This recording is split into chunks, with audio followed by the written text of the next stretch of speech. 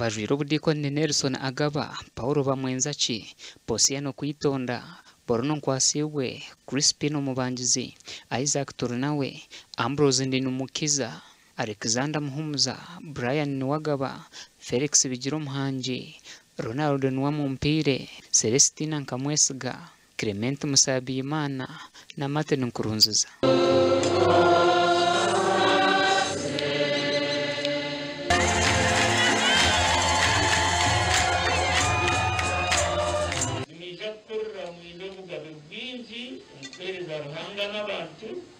Nimija kuba mutinde kiri kubazira kwetulengera okuhindurira Kristo abantu no kubahurira kuzaba busya bakabona okuzanya enkyomwizu.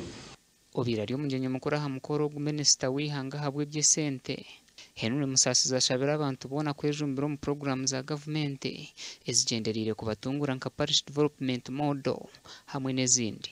Omulimo muhango ogutwine nka government ya NRM turebembebwa President Yoweri Museveni no kugwanisa obugorongana. Rero ngenda kushaba abantu bona bajyaha ngo enkoransya eyitutireho ya parish development model ko mulingo gwo kugwanisa obugoro twena tujiteka mamani n'ezindi programs za government. Musasiza yorekere ngo abaseserodoti bingi bagumana batungisibwa n'icyoreko kukora kwekereziya. Twale abasaserodoti baratunga abasaserodoti bona musaserodoti arabani mu bigere bya Kristo.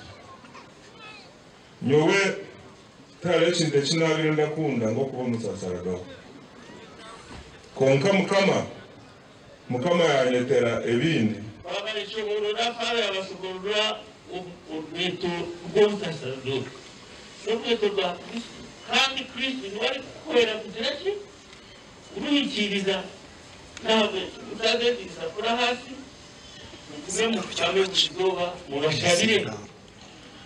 Aha mukoro nungwe gumwe hakiriho na Minisita w'Ihanga habwe Mishuburo David Bahati kandi ubwo habwira abantu korwa mu ruhuzo rw'ibyobutegeki kureka bakore byentunguka.